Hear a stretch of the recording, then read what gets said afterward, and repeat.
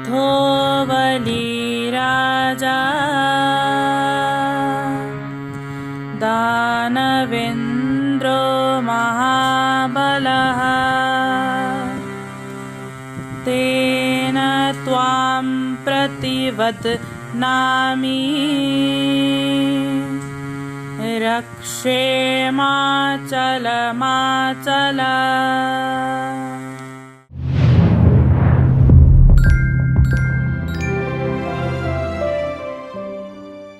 आजको प्रसङ्ग छ जनै पूर्णिमाको विषय। जनै पूर्णिमा भन्नाले सामान्य मानिसहरूले जनै लाउने, डोरो बान्ने, क्वाटी खाने इत्यादि कुराहरूलाई बुझेको हुन्छ र यसको यति मात्रै होइन, यो वैदिक परम्पराबाट आएको पर्व हो।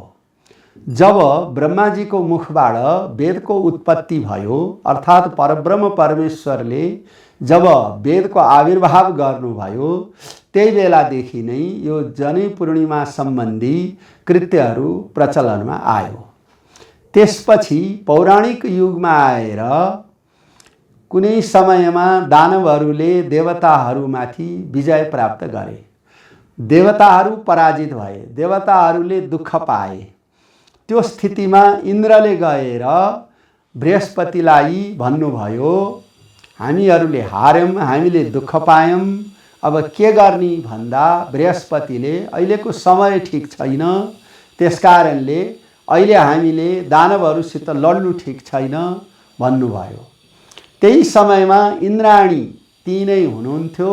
उहाँले भन्नुभयो, म यो रक्षा सूत्र इन्द्रलाई बाँधिदिन्छु, यो बाँधिदिइसकेपछि अनिखेरि दानवहरूसित हामीले विजय प्राप्त गर्छौं भनेर इन्द्राणीले भन्नुभयो र यो रक्षाबन्धनको विधि गरेर इन्द्राणीले इन्द्रलाई रक्षासूत्र बाँधेपछि इन्द्रले दानवहरूसित लडाईँ गर्दाखेरिमा विजय प्राप्त गर्नुभयो भन्ने कुरा पुराणमा उल्लेख गरिएको छ। र जनै पूर्णिमाको जुन कृत्य हो यसलाई नित्य मानिन्छ, यो गर्नै पर्ने हुन्छ। कसैको जुठो पर्यो अथवा सुतक पर्यो भने पनि त्यो सकिएको पछि यो जनै पूर्णिमाको कृत्य गर्नुपर्छ र कसैले बरखी बारेको छ भने पनि यो नित्य कर्म नै भएको हुनाले जनै पूर्णिमामा गएर नुहाउने काम त्यस्तो व्यक्तिले पनि गर्ने चलन छ। र जनै पूर्णिमामा गरिने मुख्य कृत्यहरूमा एउटा के हो भनेदेखि गणस्नान हो। गणस्नान भनेको के हो भने सबैजना बसेर आफूले वर्ष दिनभरि वेदको उच्चारण गर्दाखेरिमा गरेको त्रुटिलाई हटाउनको लागि र त्यस सम्बन्धी प्रायश्चित्त गर्नको लागि र वेदका कण्डिकाहरूमा फेरि एउटा शक्ति सञ्चार गर्नको लागि र वेदका कण्डिकाहरूलाई तरोताजा गराउनको लागि भगवानसित क्षमा मागेर अब मैले वेदको उच्चारण गर्दाखेरिमा जे गल्ती गरेँ त्यो पाप मेरो तपाईले क्षमा गर्नुहोस् र मैले उच्चारण गर्ने वेदमा फेरि उही शक्ति, उही सामर्थ्य, उही किसिमको प्रभाव प्राप्त होस् भनेर भगवानसित प्रार्थना गरेर नुहाउने हो। त्यो गणस्नान भयो। अनि गणस्नान गरिसकेपछि यसको के हुन्छ भनेदेखि उत्सर्जन र उपाकर्म भन्ने एउटा पद्धति हुन्छ। उत्सर्जन अन्तर्गत के हुन्छ भने ऋषिहरूलाई तर्पण गरिन्छ। अनिखेरि ऋषिलाई तर्पण गरिसकेपछि जनैको अभिमन्त्रण हुन्छ। अनि त्यो अभिमन्त्रण गरिएको जनैका साथसाथै रक्षासूत्रको पनि पूजा हुन्छ, ऋषि श्राद्ध हुन्छ, ऋषिको पूजा हुन्छ। अनि त्यो अभिमन्त्रण गरिएको जुन जनै हो त्यो जनै भगवानलाई चढाएर पितृलाई पनि चढाइसकेपछि अनि त्यस्तो जनैको धारणा गरिन्छ। जनै धारणा गर्ने फेरि छुट्टै विधि छ। त अब जनै भनेको के हो त भनेदेखि पहिला यो सुनको पनि बन्थ्यो, रेशमको धागोको पनि बन्थ्यो र पवित्र अरू कुशको रेसाहरूबाट पनि बन्थ्यो र विभिन्न चिजबाट जनैहरू बन्थे। अब विशेष गरिकन यो रेशमको धागो र सुनबाट बन्ने भएको हुनाले अहिले पनि सुन्तला रङको धागो बनाउने र अनिखरी पहेँलो धागोको यो रक्षासूत्र बनाउने यस्तो चलन आयो। अब जनै पनि अब सुनको पनि बन्न सक्दछ, अरू रेसाहरूबाट पनि बन्न सक्दछ र यो जनै बनाउँदाखेरिमा यसको पहिला धागो काट्यो, धागो काटिसकेपछि त्यसलाई बाट्यो, त्यसलाई बाटिसकेपछि तेब्र्यायो अनि त्यसलाई पनि तेब्र्यायो। तेब्र्याउँदाखेरिमा जम्मा 9वटा तन्तुहरू त्यसमा हुन्छन्। अब त्यो 9वटा तन्तुमा विभिन्न किसिमको देवताहरू बसेका हुन्छन्। त्यसको पहिलो तन्तुमा ओमकार भगवान बस्नुभएको हुन्छ, दोस्रोमा अग्नि बस्नुभएको हुन्छ, तेस्रोमा नाग बस्नुभएको हुन्छ, 4मा सोम नाम गरेको देवता बस्नुहुन्छ, 5मा पितृ बस्नुहुन्छ, 6मा प्रजापति बस्नुहुन्छ, 7मा मरुत बस्नुहुन्छ, 8मा सूर्य बस्नुहुन्छ र 9मा सम्पूर्ण 9औं तन्तुमा सम्पूर्ण देवताहरूको त्यहाँ विराजमान हुन्छ, सम्पूर्ण देवताहरू बस्नुभएको हुन्छ। अनि अर्को एउटा जनैको मुख्य ग्रन्थि हुन्छ, त्यसमा ब्रह्मा विष्णु महेश्वर बस्नुभएको हुन्छ। त जनैको यसरी सम्पूर्ण देवताहरूको पूजा गरेर सम्पूर्ण देवताहरूलाई आह्वान गरिसकेपछि जनै एउटा शक्तिशाली सामर्थ्य सूत्र र सम्पूर्णबाट रक्षा प्राप्त गर्ने एउटा सूत्र बन्दछ। त त्यो जनै लगाइसकेपछि भूत प्रेत पिशाचको डर हुँदैन र तिनीहरूले कुनै किसिमको पनि आक्रमण गर्न सक्दैनन् र जनै जसले लगाउँदैन त्यो जनै नलगाउने मानिसको लागि रक्षाबन्धनको विधि बताइएको छ। अनि खरी त्यो उत्सर्जन गर्दाखेरिमा ऋषिको पूजा हुन्छ, ऋषिलाई तर्पण गरिन्छ, ऋषि श्राद्ध हुन्छ, अनि खरी जनैको अभिमन्त्रण हुन्छ, जनैको पूजा हुन्छ, रक्षासूत्रको पूजा हुन्छ। अनि यी सम्पूर्ण विधि विधान सकिसकेपछि जनै भगवानलाई चढाएर पितृलाई चढाएर अनि विधिपूर्वक जनै धारण गरिन्छ। त्यो जनै धारण गरिसकेपछि मानिसमा एउटा वैदिक काम गर्ने अधिकार प्राप्त हुन्छ। वैदिक कर्म गर्दाखेरिमा जुन पाउने जुन फल हो त्यो प्राप्त हुन्छ र जुनसुकै पनि यज्ञ यागादि व्रत उत्सव जनै नलाइकन गर्दाखेरिमा त्यसको फल प्राप्त हुँदैन। त्यसकारणले जनैको धेरै महत्त्व छ र जनै सधैँ पवित्र राख्नुपर्ने भएको हुनाले मानिसहरूले यसलाई कतै चाहिँ अपवित्र ठाउँमा जानु पर्यो भनेदेखि काँधमा राख्ने पनि चलन छ। कानमा किन राखिएको भने कानमा सम्पूर्ण देवताहरू र गङ्गाहरू सागरहरू कानमा बसेको छन् भनेर भन्ने शास्त्रीय मान्यता छ। अनि त्यसैले त्यहाँ जनै सिउरिसकेपछि जनै अपवित्र हुँदैन र प्रत्येक 4-4 महिनामा नयाँ जनै लाउनु पर्छ र सुतक परेको बेलामा र अरू जनै टुटेको बेलामा पनि जनै लाउनु पर्दछ। त्यस्तै गरिकन जसले जनै लगाउनलाई अब अधिकार प्राप्त छैन, म जनै लगाउँदिनँ भनेर भन्ने मानिसले जनैको अनुकल्प जनैको अथवाको रूपमा यो रक्षाबन्धनलाई लिन्छ। जसले रक्षाबन्धन लगाउँदछ त्यसलाई पनि भूत प्रेत पिशाच आदिको डर केही पनि हुँदैन। र अनि यो जनै पूर्णिमामा गर्ने अर्को कृत्य छ उपाकर्म भनेर भन्छन्।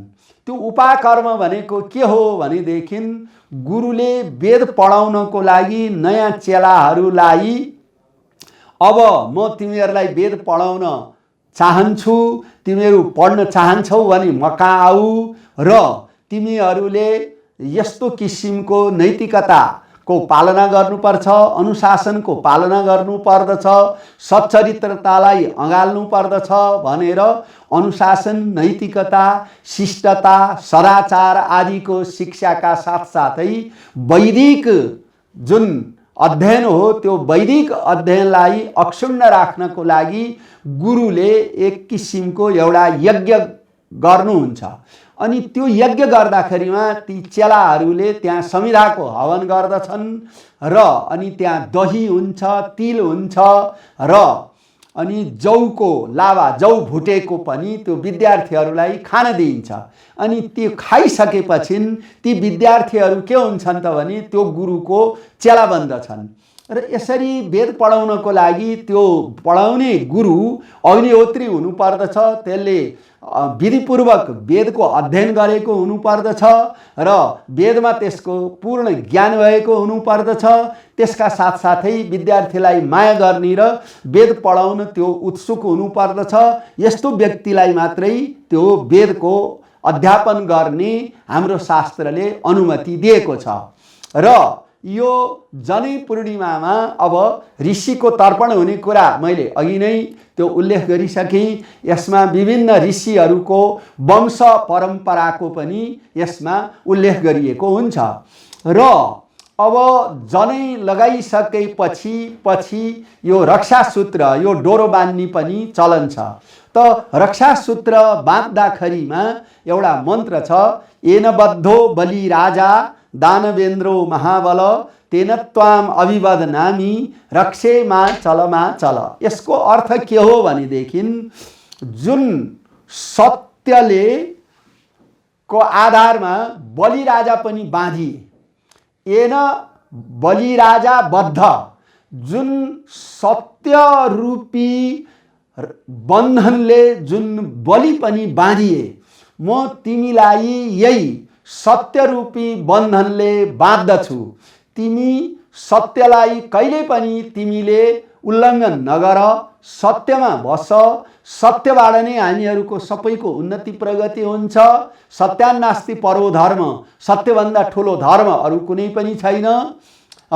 र सत्यमेव विजयते, सत्यको नै विजय हुन्छ र सत्य सबैभन्दा ठुलो हुन्छ। सत्यम परम धीमहि, त्यसकारणले सत्य सबैभन्दा ठुलो हो, तिमी सत्यमा अड भनेर यो रक्षासूत्र बाँडिन्छ।